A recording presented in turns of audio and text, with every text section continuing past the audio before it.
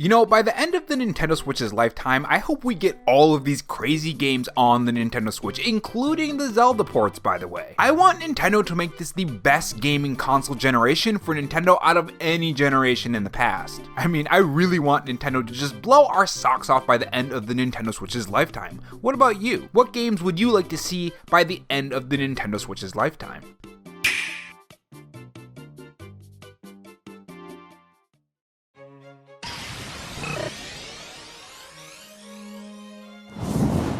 Hey guys, it's Rob here, and welcome back to the Robo-Chan Show, where we take the gaming news format that channels like Spawnwood or Arlo do, add a dash of animation and some cool editing on top to bring you your gaming news, leaks, and rumors in a fresh new way. If you're new here and want to be kept up on everything gaming, make sure you subscribe to the channel and leave a like if you enjoy the video and dislike if not, and have that notification bell on so you know when I upload. In this video, we are going to talk about the new theories I have when it comes to the Legend of Zelda ports, when we could see these games, why they've been rumored for just so long, just like the Metroid Prime Remaster, and overall a cool discussion on the new theories I have that I've been recently thinking about. If you guys enjoy this video, leave a like, it helps the video reach more viewers when you do, and if you want to follow me on Twitter, my Twitter handle is RoboRob93. Without further delay, let's get on to the topics. So the Legend of Zelda games are something that I think a lot of us love to play on past consoles and through emulation and on the Nintendo Wii U when it's not breaking. Which, by the way, the reason why some of the Wii U's are breaking are due to the certain chips that they used in the Nintendo Wii U. So some people might be safe, some people might not be safe. But anyways, it's been rumored, it's been leaked, it's been talked about for just over so many years by now that at some point you would think it would come. I think a lot of people are just giving up on them, or maybe they're just saying, if they come, they come. If they don't, they don't. Now, the Metroid Prime remasters were in the same exact spot. At first, it was Metroid Prime 1, Metroid Prime 2, and Metroid Prime 3. If you guys remember, they were going to be coming to the Nintendo Switch in a 3-pack with the Metroid Prime Remaster Collection. This was the very first rumor that turned into just Metroid Prime 1, and the other two coming later. Now, so far, we do have Metroid Prime 1. So Metroid Prime 2 and 3 might be on the board, guys. You never know. Now, speaking of Metroid Prime 1 and Metroid Dread have a lot in common with the Zelda current situation that we're talking about and this new theory that I'm gonna bring up. So let's dive into that theory. So Metroid Dread was released all the way back in October of 2021. The series up until then had been pretty dormant, I would say. We did get a couple games here and there, but some of them we just don't like to speak about. But other ones, they were never the smash hit that Metroid Dread was. Now, before Metroid Prime Remaster, that was also rumored as well. Now, after every promise that these games were coming to the Nintendo Switch and that they were going to be revealed at some kind of Nintendo Direct or some kind of event, nothing really happened. Until recently, of course. Now, the time between Metroid Dread and Metroid Prime Remaster was about a year and 3 months, and don't worry, this definitely has to do with the Zelda games, I promise. I know some of you guys are probably thinking, why is he talking so much about Metroid when this video is supposed to be about Zelda? Now, I think it's pretty clear that Nintendo was sitting on Metroid Prime Remaster and dropping it at the right time, but if that's so, why didn't they drop it closer to Metroid Dread? You would think the hype from Metroid Dread would make that sell even better. Well, personally, I think in this situation, Nintendo is having a lead up to Metroid Prime 4, so you're noticing since Metroid Dread, they've released a lot of Metroid games and Metroid Prime games. We also still have Metroid Prime 2 and 3 that could come, and Metroid Zero Mission is recently in the news as well. A picture of the link that you can use in that game was found in Metroid Fusion's folder, so that will most likely come as well. I think the reason why we didn't get this Metroid Prime Remaster is because Nintendo wanted to give that game breathing room, kind of like the Legend of Zelda Tears of the Kingdom. So I think you guys can already see where I'm going with this, but let's continue. Now, if you guys want to hear Jeff Grubb recently talking about the next remaster and also the Metroid Prime Remaster for 1 and 2, click the top right corner of this video. This includes the Zelda games as well, by the way. And if not, let's continue with this theory.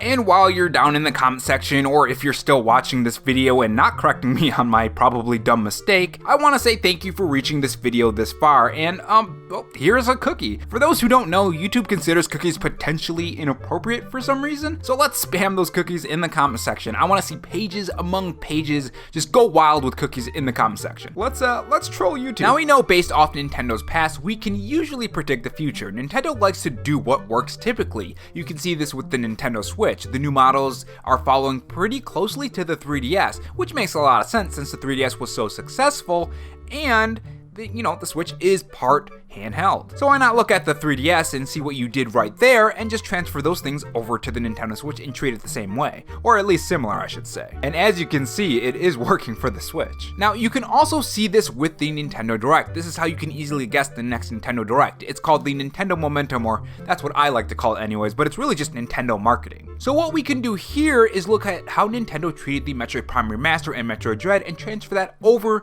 to the Zelda games and the Legend of Zelda Tears of the Kingdom. Now remember, the time between Metroid Dread and the Metroid Prime Remaster was about a year and 3 months. What Nintendo could be doing here is waiting for the release of the Legend of Zelda Tears of the Kingdom, and then later, 1 year later, bring the Zelda ports to the Nintendo Switch or the next Nintendo console, or both if they want to kind of do the whole, still supporting the past Nintendo Switch, and also support this new Nintendo Switch, a family of Switches. Which personally, I think that's what they're gonna do, but I don't know about you guys. Releasing these games in about a year and a half would line up perfectly with Metroid Prime 4, because I do think in about a year and a half, we will probably get that release date for Metroid Prime 4, and that's around the time it's gonna be. I think it's gonna be in the back half of 2024. Now we know that Nintendo likes to keep a certain momentum of excitement around their brand, so the remaster are easy peasy lemon squeezy momentum for the Nintendo Switch. I mean, they're pretty easy transfers, or remasters, I don't know why I call them transfers, for the Nintendo Switch. Now when it comes to these games, I do hope they put a little bit more effort into the Twilight Princess if they do these, because I think it would be really great if we got the same thing that was done for Metroid Prime 1 for Twilight Princess. Wind Waker, I think you can kind of get away with like just new resolution and better frame rate and just more stable, and maybe even some extra bells and whistles here that make things more easier. Like, I don't know, you can use your amiibos and get maybe some new outfits for Link or something. I don't know, something like that. I mean, you add a new Mario and a new Donkey Kong and the new console, which is going to be like a Switch 2 or a new model or whatever they're going to be doing, and you have a pretty healthy lineup for the next year and a half to 2 years, plus any other games that we don't know about or we're not even thinking about. This would give Tears of the Kingdom some good breathing room to sell a lot of copies, and even in the next year, DLC for Tears of the Kingdom, because let's be honest, they did it for Breath of the Wild. There's more than likely gonna be DLC for Tears of the Kingdom. I mean, we got DLC for Hyrule Warriors Age of Calamity. There's no way we're not getting DLC for Tears of the Kingdom, especially if they end up doing another sequel to Tears of the Kingdom, like a trilogy of Zelda games. This would be a good way to push the Nintendo Switch to the best-selling console of all time, or at the very least, overthrowing the Nintendo 3DS for the second best-selling console of all time. I still think it's going to beat the PS2 though. Now this is just a theory, keep that in mind. It's not based on any inside knowledge or anything. It's just looking at what Nintendo has done in the past and kind of using that to predict the future, which usually you can do with a lot of things when it comes to Nintendo. I think it's really interesting how Nintendo held on to Metroid Prime Remaster and how they're treating all of these different games leading up to Metroid Prime 4 whenever that's going to be. And I thought, hey, maybe they're going to be doing the same thing, but for the Zelda games as well. And by the way, if you guys want to know why I think these games should be on the Nintendo Switch and reply to those who say they shouldn't be, because surprisingly, there are some people who say, for some crazy reason, they don't want these games on the Nintendo Switch. Click the top right corner of this video. But yeah, that's my new theory that I've been forming in my head. If it changes, I'll mention it in a video. And if I have any other ideas, maybe I'll mention them in like a community post or something. But yeah, that's my new theory. I mean, could you imagine if they shadow dropped these games at, say, a February 2024 Nintendo Direct, just like the Metroid Prime Remaster? My mind would be absolutely blown. But what do you guys think about my theory? Do you think Nintendo is holding on for them later in the year, and it's still about a year and a half out? Do you think that they'll show them at a June Nintendo Direct? Or maybe you think they just don't exist at all? Tell me your thoughts in the comment section below on these Zelda games and when you think they're going to happen or when they're not going to happen, and I will see you guys in the next video. Take care. And if not, on your way out, make sure you subscribe for more videos and also have that notification bell on. And if you want to support the channel in any other way, there is my Patreon and Twitter account in the pinned comment if you're interested in those. Oh, and also have this donut if you're still sticking around for me rambling. Thanks for watching, guys, and remember, stay safe, stay charged, and have a good one.